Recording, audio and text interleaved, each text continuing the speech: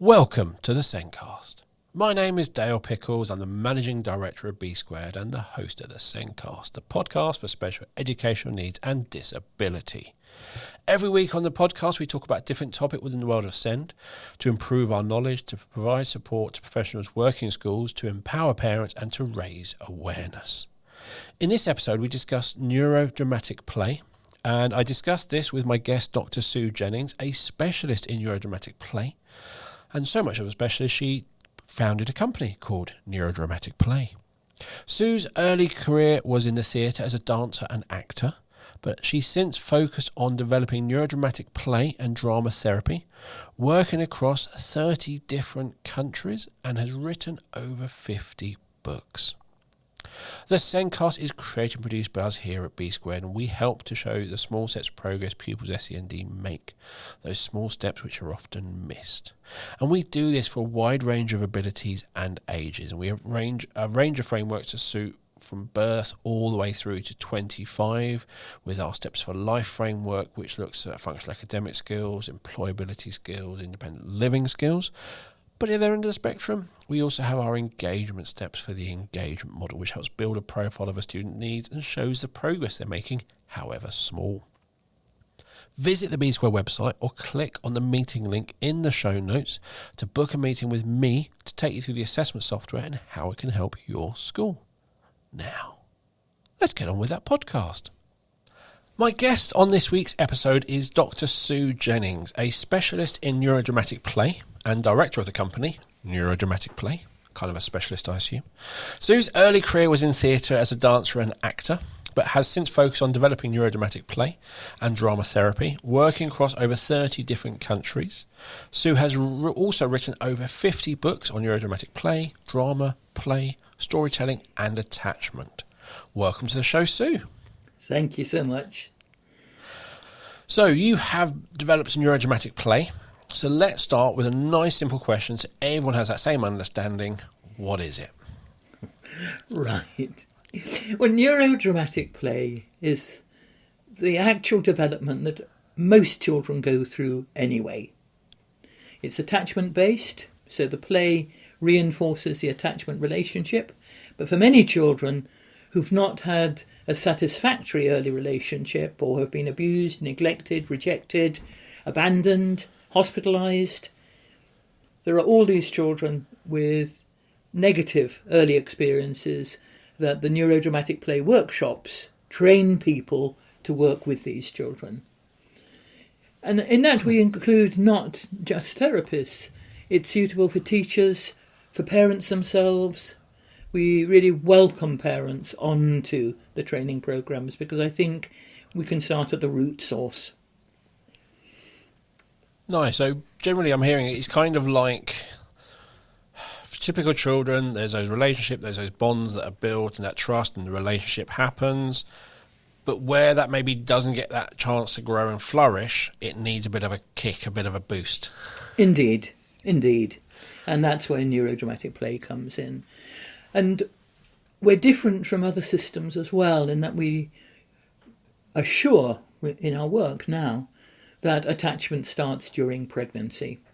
Historically, there are some practitioners behind attachment reckoned it started by the end of the first year. But in our own work, we realise that really it starts at conception.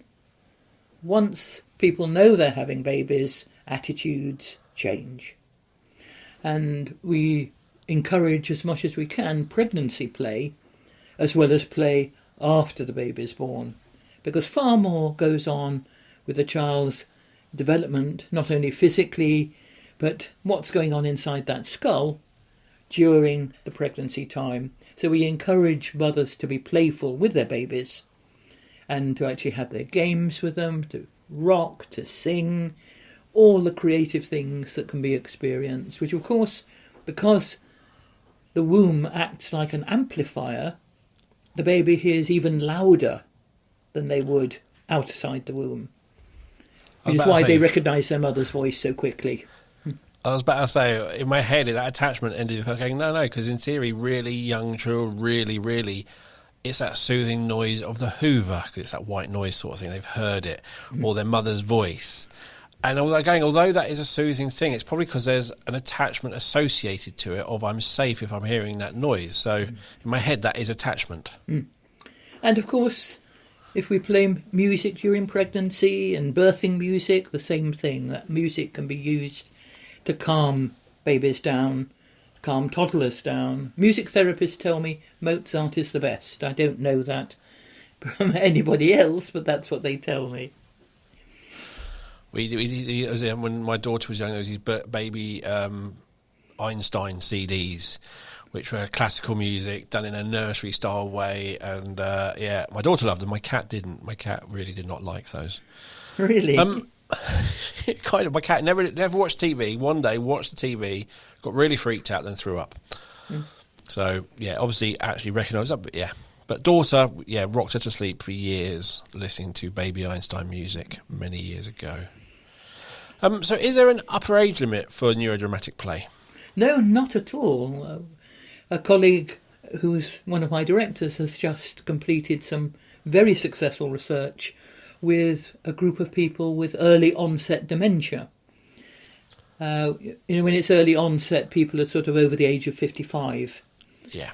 And a team up north contacted the various support groups that exist for dementia and conducted a program with them, and it was extremely successful. We're trying to encourage it now in all care homes. And obviously we change the actual content to be appropriate for an age. We don't expect elderly people to start doing flower and water play, but they enjoy planting bulbs and earth, which is also messy play. Because there are two threads that are so important that go through any age group. That's rhythmic play and messy play. And rhythmic play based on heartbeats, which later become clapping games and singing or drumming. Rhythm is so important for the calm, for the stillness, all of that connection. And as well, if you hold the infant to your left shoulder to calm them, they sense the adult's heartbeat as well. But by contrast, the messy play, which parents say to me, "Oh, Sue, we're trying to get them to be clean and tidy and you're letting them make a mess." And I think people have this idea that messy play means throwing pudding at the walls. But messy play has its own borders, it is regulated. But with messy play, a child is discovering. It's curious. They're experimenting. They're making lotions and potions and what happens when I do this. And of course, what reassures parents is when I remind them that messy play is a foundation that will lead to technology, mathematics, scientific research, all of those activities which are so favoured in our society more than the arts. If you can go scientific, everyone loves you. But messy play is where it begins. So those are the... Go on, yes.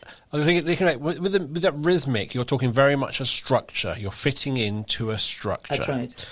With messy play, it's completely unstructured. There are no rules, apart from don't throw the cake at the wall. Exactly. It is literally you do what you want. And I think for some children, they like the structure. And they like this. You're given them the confidence to be unstructured. Children will come in and look at the messy play, like whether it's water and sand or earth or whatever it might be, and look at me and look at it again as if asking permission to make a mess. And of course they've come with instructions to be clean and tidy and not to make a mess.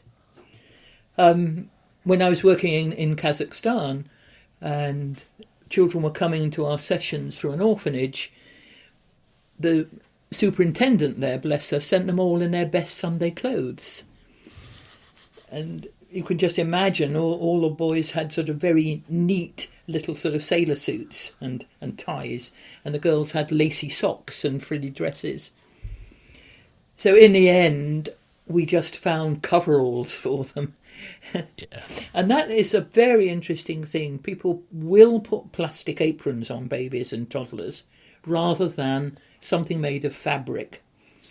So if a toddler Yes. comes to nursery to do messy play and wears Dad's old T-shirt, it comes right down to their knees.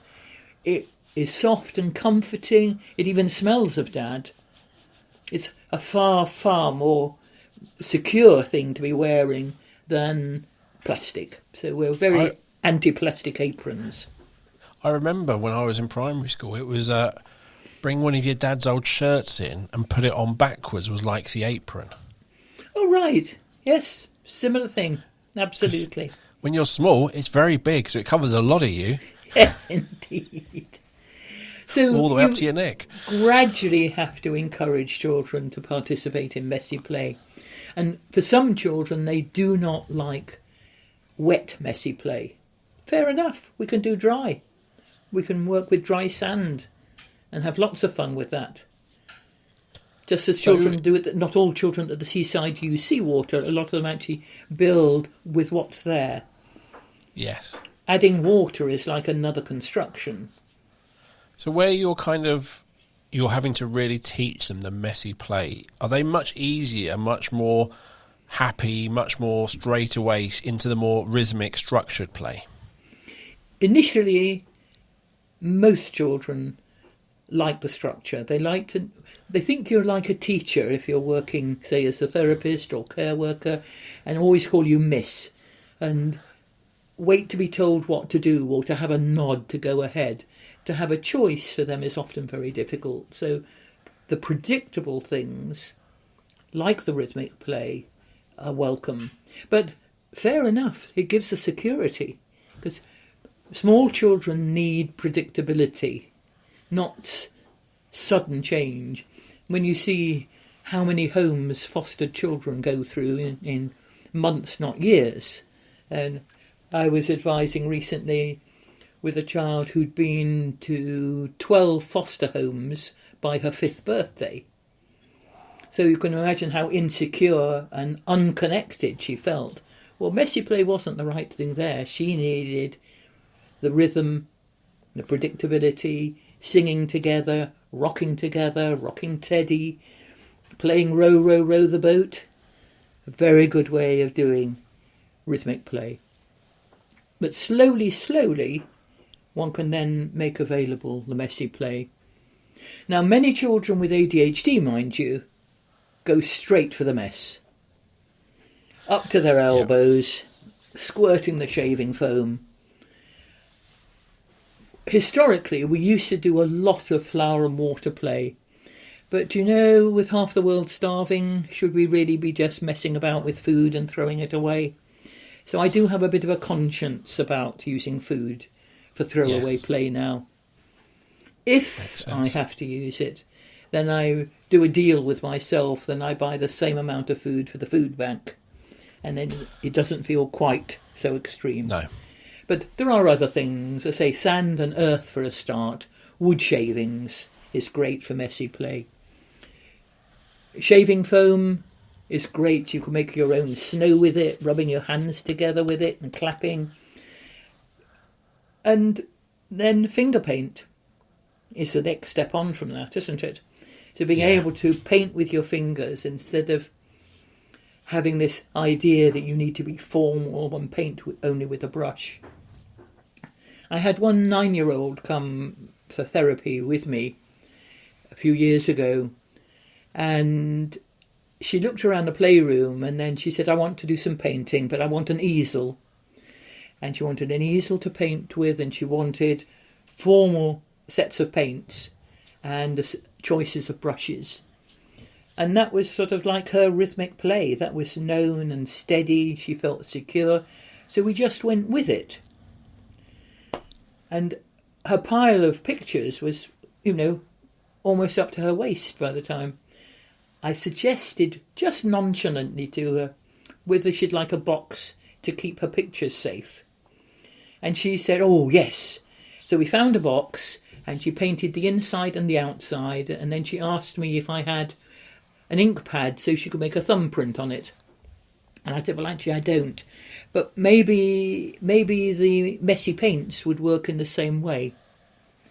And she looked at me and then looked at the paint, and she said, I've not done that since nursery. And there was this pause. And then suddenly she took a handful of finger paint and went like this with it, covered her hands. And if anybody's ever tried doing that, it makes rude noises when you rub it. Yes. And she began to laugh and laugh and laugh like a child. All this control had gone. So they don't tell you in the books what to do. I just copied her, and I got my finger paint, and we had a competition who could make the rudest noises. But that's how her therapy moved on. It was very, very interesting that from that moment of beginning to make a mess and being rude, she could move on with the therapy and got into some very, very deep areas, which obviously I can't talk about in this context, but to do with neglect and so on. So one of the things is I'm kind of hearing what you're doing. Like in my head, I've got an idea of where it's going. Mm-hmm. But why would she come to you for this therapy? What triggered it in the first place? What are you trying to fix? I know it's not the word fix. Well, what triggered it in the first place was she was self-harming at 9 years old. And she'd pulled out all her eyebrows, she'd pulled out all her eyelashes, and she was now beginning to pull out her hair. And it was when she'd developed a bald patch that the family realised that we needed an intervention.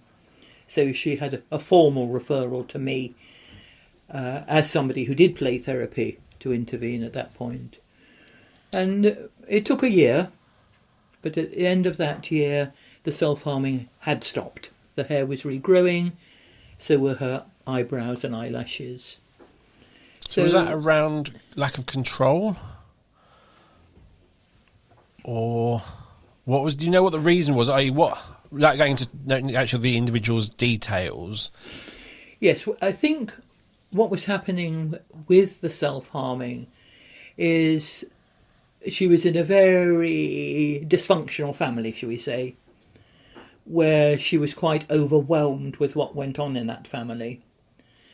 And by hurting herself, and in a sense destroying even a bit of herself, she was at least in control.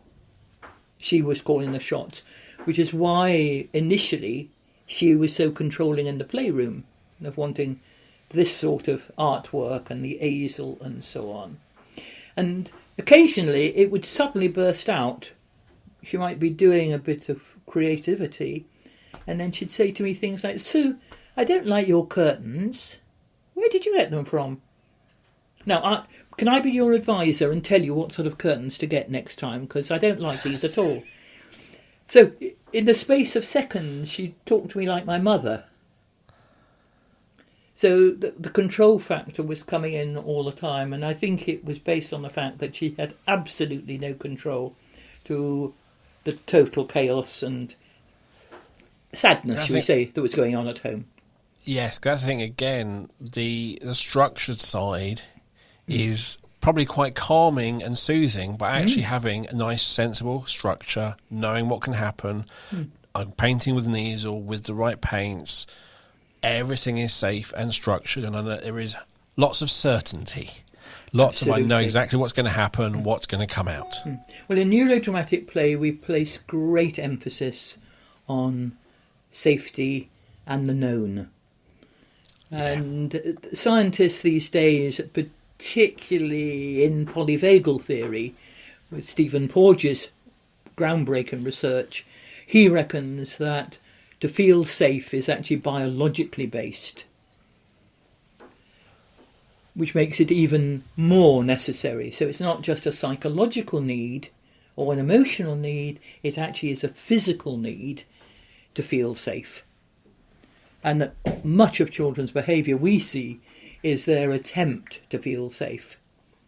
Children going from home to nursery to primary school, those transitions are huge.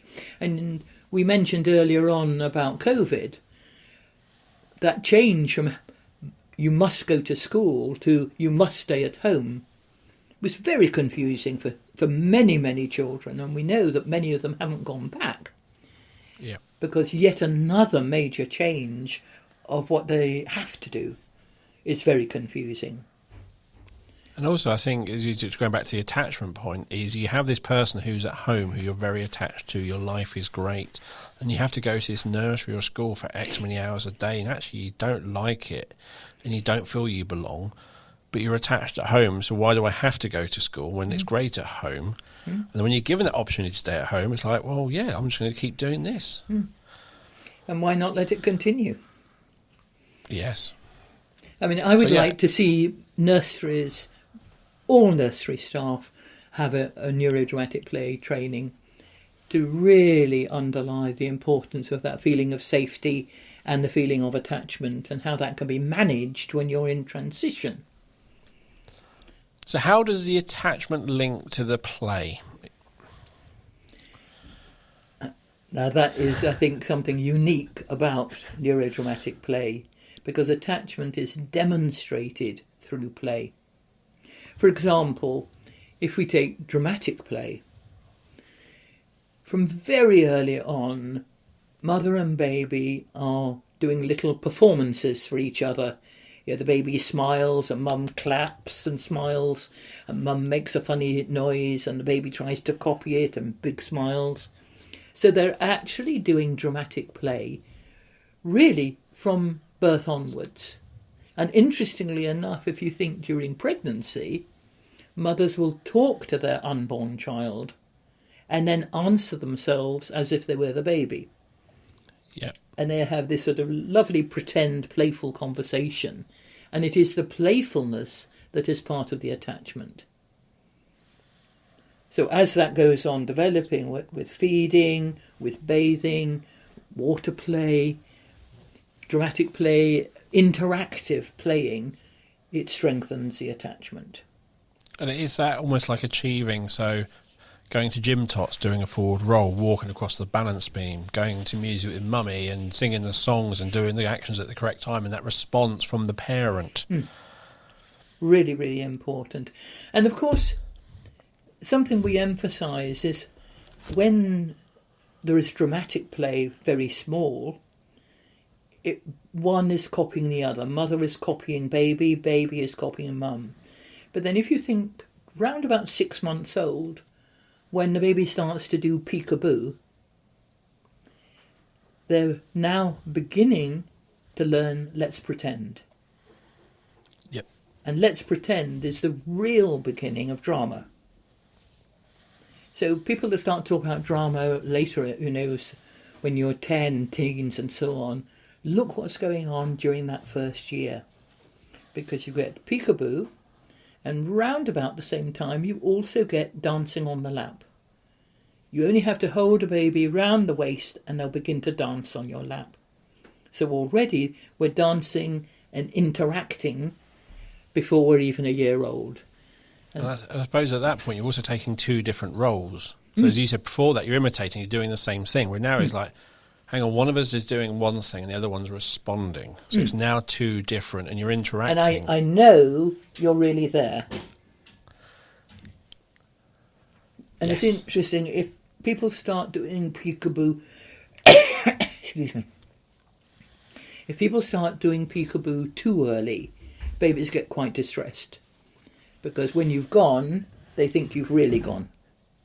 Yes. So it's not till about 6, 7 months that then they know the bit of the brain has started to develop that can do let's pretend. And that is a crucial piece of development. Obviously because it's helping memory as well, not just role play. And then it just goes from there. So any nursery that encourages interactive play, dramatic play, even role play with toys, listening to Teddy with a toy stethoscope and then being Teddy and saying, ow, ow, and so on, is strengthening that capacity to role play. But unfortunately, some places, we've told children to stop messing about, stop playing about, sit still, and then we get, primary school sitting in rows and sitting still with your finger on your lips or your hands on your head Whereas we know that small children are programmed to move around. You can't really get children to sit still till about 7 years old. I seem to be programmed to do as I'm not told. I seem to be programmed to do this, and I'll be like, okay, how closely? It's like, what's the worst thing can happen? In my head says, I want to find out. So wherever I know I'm not the only one. There are children. If you said you must do this, it's sort of like, my part of my head goes, what happens if I don't? What's going to happen? Absolutely. And I can't, you'll probably, some intelligent person will go, oh, that's because you're doing blah, blah, blah, blah, blah. I don't know if it's pure ADHD. I don't know if it's attachment. I don't know what it is. But part of me just doesn't want to do as I'm told. But the part of you that doesn't want to do as you're told also wants to find out and discover. So if I don't do as Miss says, I shall find something new. And it might even be something nice, but they're trying to stop me having it. Yes. You can only have one piece of cake a day. Why? Exactly. Yeah. There are good reasons you'll learn when you're 30 or so why you shouldn't have more than one cake a day. But that's a bit hard to explain when you're that young. So, we've covered rhythmic play, messy play, and dramatic play. And it was interesting with that dramatic, as we started like responding to songs and thing, it was very much a rhythmic, a known, a certainty. And I was like, oh yeah. And then you went role play with Teddy, and I went, well, that's not, is it? That is completely unscripted. Spontaneous. That is kind of messy-ish, but messy, not with actual things, but it's unstructured. It's just playing and seeing what happens and how people respond. And I think it's crucial. Again, we need to anticipate this with some gentle training, that children aren't called silly and aren't told to stop messing about. And it's very easy for adults to try and make children get into formal styles of learning, rather than allowing that glorious time of finding out. I think discovery is one of the most important things we can support children with, if they feel okay about it. Yes. If they're safe. I love the TV show Ted Lasso, and his big thing is be curious, not judgmental. So if they're doing messy play, don't just say, oh, let's do this instead. You're judging that they're wrong and you're right. Absolutely. Be curious. What are they doing? Why are they doing it? Where's it going to go? Because if you've never done that, you don't know where it's going to go. Also, they might not know where it's going to go, but let's find out. I always remember two of the grandchildren they couldn't quite say experiment, they called them periments. And they would sort of open my kitchen cupboards and mix together flour and washing up liquid and lentils and mix it up and then put it behind the garden shed. Of course, when they came back to it, it was extremely smelly. But they said, we know how to make smell now. But again, it was quite a spontaneous thing. It was their whole idea that let's see what happens when we mix this together in a big bowl. And why are they doing it? What's the reason? It's in their head. They're not doing it because I just need to mix 5 things. It's let's see what happened. I remember sisters used to go and pick flowers and make a potion for the fairies and things like that. Absolutely. Once children feel secure with the known, they then want the unknown. They want to discover something that no one's ever discovered before. They want to discover. And you even find that in the painting, because initially they'll mix all the paints together and realise it makes a dirty brown colour. So maybe there's another way of doing painting where you can mix them in a different way. But it's like they always know they can take a step back and they're back in that structured world, which is safe. So it's that confidence of stepping out, knowing they can step back and being able to having that confidence to, I'm going to try this. I'm going to stick my hand in that paint and stick it on the box. What's going to happen? And I think we can remind adults a bit more about how they can help to create that safety that allows children then to feel good about experimenting. I mean, sadly, one nursery school, I was doing a visit to different nurseries, giving little talks, and they were saying, they say, the trouble is the parents will send the children with a toy from home, and it's not what we want at all, so all the toys go up on the shelf until they go home, and they're told not to bring them back. And I thought, you just haven't got it. The toy from home is the only secure link I've got with my attachment. Yeah. Why shouldn't they bring them to school, you know? And I think that, again, that familiar object, the psychotherapist who worked so much with children, Donald Winnicott, years ago, he talked about the transitional object. Yep. That emerged round about 12 months old, of the beloved toy that in a way was almost representative of the carer who wasn't there. Again, symbolic thinking. If I have this, my daughter has, a lot of children have muzzies, the muslins. Mm-hmm. They've had them since they were born, they held them as they fed and all that sort of stuff. And they have them, and that just becomes that security item. That is, if I have this in my hand, everything is perfectly fine. And I think in my head, as somebody who I think only moved once in my childhood, come from two parents, two siblings, two other siblings, that gave me a lot of certainty. I was also the youngest, so I was following my older sisters. A lot of certainty from that. So therefore, I probably came across quite confident because I knew it was all going to be fine because my sisters have gone through it.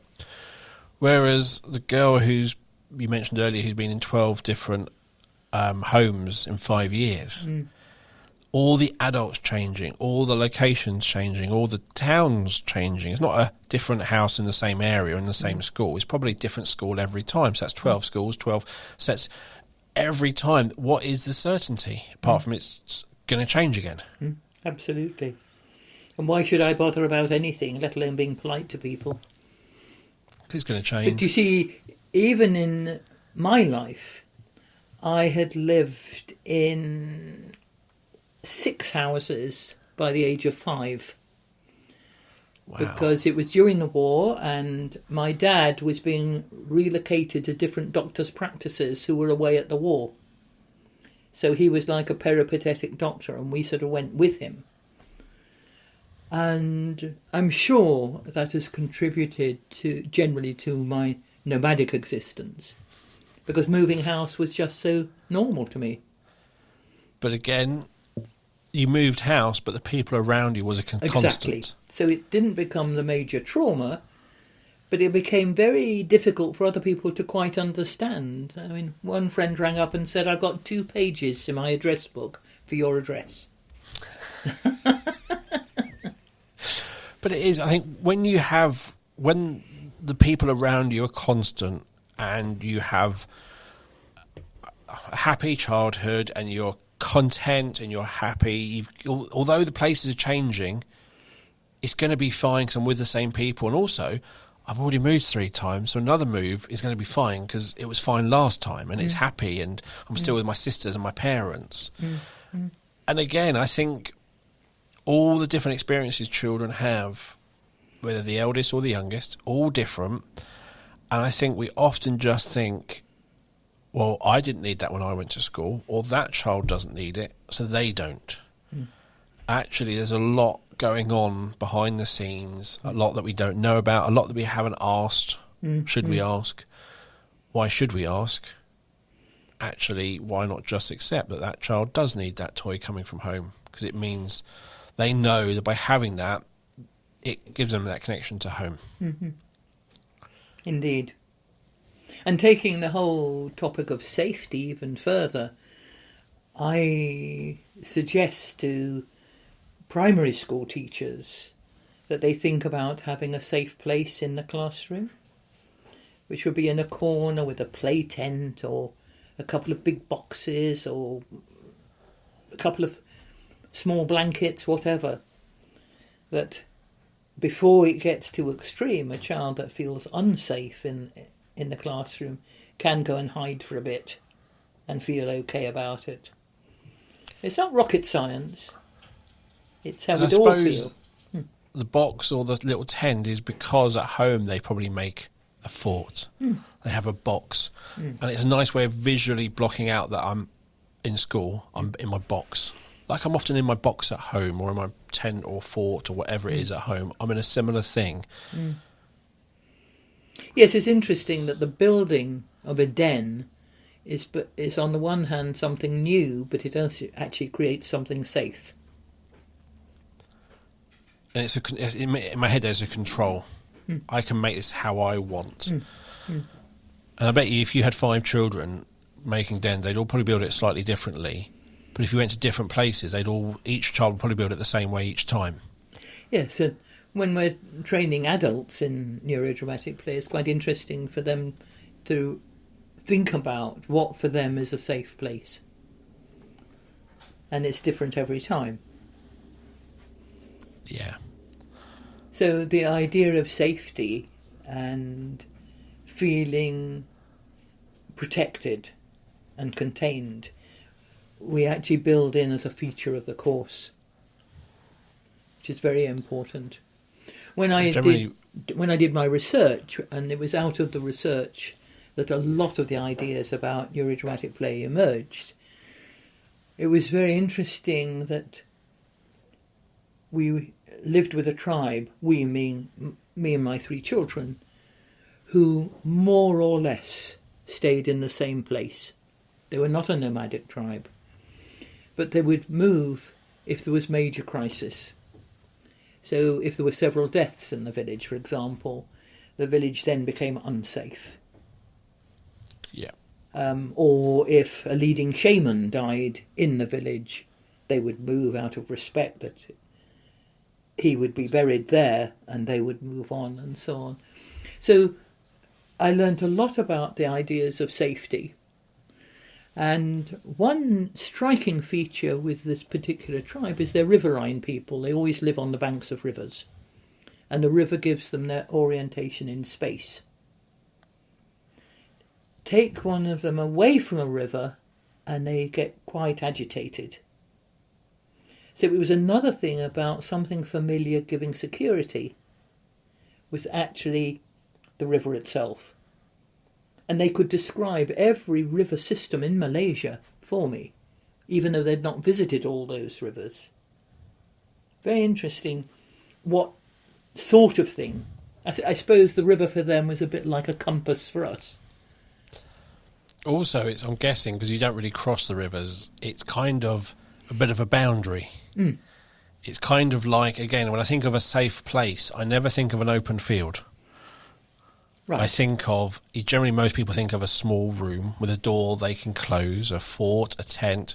It's an enclosed space. A hollow tree.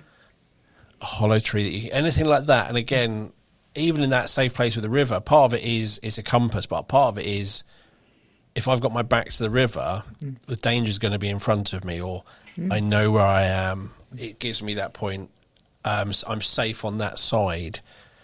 It's all those little things that actually, and again, a lot of times we probably don't realise if we we give answers, we give them, and we know the answer, but we don't ask why that's our answer. And a lot of it comes down to sensory or psychological, all those physical needs. Well, we take a group of students every other year to Malaysia, to the village where I did the research. And for them, it's like a breath of fresh air. You know, they learn how to build a raft. They learn how to then navigate that raft down the river. Experiences that were completely new, but also quite childlike. It's sort of basic making and doing and cooking and so on. It's really quite extraordinary.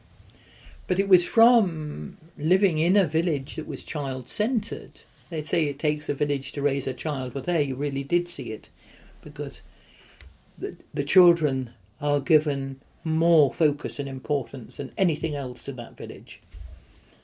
The welfare and the care of children. And the whole family, 3 generations, will live nearby each other and support each other, as well as the village as a whole. And I suppose with the modern world is if you were born in the 60s, 70s, 80s or so on, generally one parent worked and one didn't. Generally, I want to go, but it was a time where your mum could spend time doing lots of things with you. You went to maybe preschool or a club, but you spent a lot of time with your parents, whereas now the society is made for two parents working. They both need to work to pay the bills. So actually spending time with your child is quite a premium. So doing those things with your child is actually a luxury. And also, don't forget screens. That one way of keeping a child busy is to put a screen in front of them. And generally, again, if your parents aren't around that much, you're probably not in that certainty zone, so you need that structure. You're still not quite where you want to be with that structure to feel 100% safe. So stepping away from that into uncertainty and that messiness, that taking a different role, trying, experimenting, is harder to do. Yes, you cling on to what you do know because there's not so much of it around. Yes. And screens are, again, another thing that give you that certainty. That is very much exactly what I'm going to do. The structure, the episode is 5 minutes long or 10 minutes long, however long it is. So it's a very much structured time. You know what's going to happen. It's not hugely going to challenge you. Generally, the characters are going to be fine. No one's going to... It's quite predictive and it's very structured and safe. Indeed. Putting that screen down, go play outside. Has anyone ever taught them how to play outside? Has anyone ever spent time experimenting, making mud pies? What happens when? Jumping in puddles. And I think we take it for granted that maybe we know because we grew up with it. But we had the time, we had that certainty behind us, which meant you did walk out and go, I wonder, what happens if? And I think now the proliferation of therapies for children and the proliferation of challenges in education are symptomatic now that trying to replace the things that our and the previous generation had, but which children currently don't have.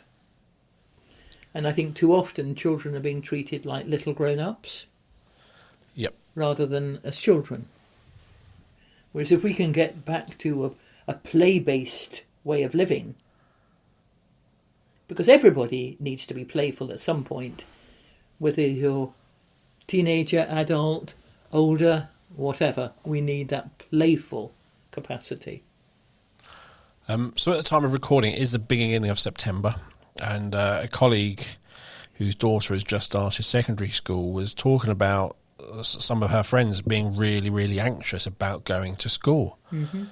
And I know the reason why is a lot of secondary schools make it very clear of their expectations of you, how you have to behave, and this is the punishment, and this is what will happen, and this is why you must behave. And it's very much like starting at work and here's the employee's handbook, here are the rules, off you go. But I don't remember that happening when I was at secondary school. I don't remember the law being laid down at me, terrifying me of what I must do when I'm literally going, I don't know what I'm supposed to be doing. I kind of arrived at secondary school and off we went, and I learnt the rules as we went. But again, just as you were saying there, we're treating them as little adults. Here are the rules, you must follow them. And as a little adult, you're less of a nuisance. And because they haven't got that certainty, it's things like that. It's all those little things. It's like, well, hang on, I've not had these rules before. What's going to happen? When you say my uniform isn't correct, well, is my uniform correct right now? Is it going to be correct tomorrow? Is every teacher got the same judgment on, is my uniform correct? And that certainty can disappear very, very quickly. Particularly when parents don't agree and sort of say, well, no, that skirt is good enough. You just wear that. We're not going to waste money on something different. And that is a real challenge for children when home and school come into conflict. Yep. And the parents are probably right, but the school gives the consequences. Indeed. And the child becomes the victim. Yes. And then my parent told me it was fine and it's not, so I've lost a bit of trust in my parents. Etc. But it is, again, we've done podcasts around certainty, so I really know how important that certainty is. But helping them, maybe a child, leave that certainty through that dramatic play, knowing they can step back, is really, really important. Exactly, and we need to really reappraise what does make children uncertain. I mean, any transition needs careful handling. Any loss, and certainly loss during COVID, was huge for many children. And I've heard children talk about, well, I'm not going to school because I might come home and find somebody dead. Loss of pets, loss of a special toy. All these things, dealing with transition and loss, is so important for small children. And largely, I think, goes unrecognised. But when you can dramatise something in dramatic play, when you can play something out and get really angry with banging your drum, whatever, play is both a resolution for things, but it also is an outlet for things. It's got so many aspects that we just need to put play back into society again, at every level, including Parliament. We did a podcast years ago on therapeutic story writing. Oh, really? And often the children wrote the stories about someone. It just so happened that someone was probably going through a similar thing that they were.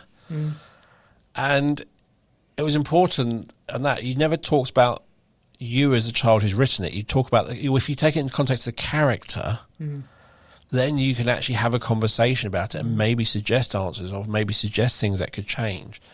And as you said, the drama side is exactly the same. I'm not telling you my story. I'm helping Teddy through his story, or I'm doing this, or I'm pretending this. But actually it's linked to something going on that I'm struggling with. I mean, that was something so interesting with the tribal people that we lived with, because they were inveterate storytellers about their origins, how they came into being, their creation myths. But also the shaman would use storytelling as a way of reminding people of obligations.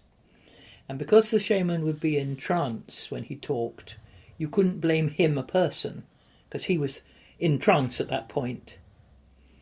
And because they have an ethos of total sharing, anybody that he felt had been a bit mean with their food, for example, and not shared it in the village would be mentioned.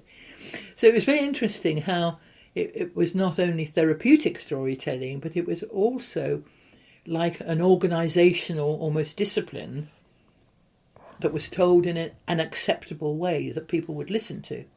Very interestingly. And it was the shaman always in trance when he did this. He didn't sort of sit in the doorway of his house and tell people off, and but in his shamanic role he was able to curb excesses, put it that way, or remind people of obligations. And I bet in these little story writing things, how many times the characters' parents didn't understand and they were wrong, and here are the reasons they were wrong. That's not the child telling their parents they're wrong, it's the character in the story telling them their parents are wrong. The character. So again, it's the same sort of thing, is you can let feelings out of where you feel things have been handled incorrectly or misunderstood. Not from your voice, from the character of the story. Exactly. And something else very important with these people was even the houses were built in such a way that encouraged rhythm. Because they live in stilt houses, 2 or 3 feet off the ground, and the floors are made of split bamboo. And if you walk across split bamboo, it gives way. So whenever you walked across the floor in the house, you were in a rhythm. So rhythm was permeating you physically all the time. So they danced frequently, they sang frequently, they played bamboo stompers frequently, and so on. So they were a very rhythmic people, which has again helped to inspire me about the security of rhythm and how important it was. That certainty, know what's going to happen next.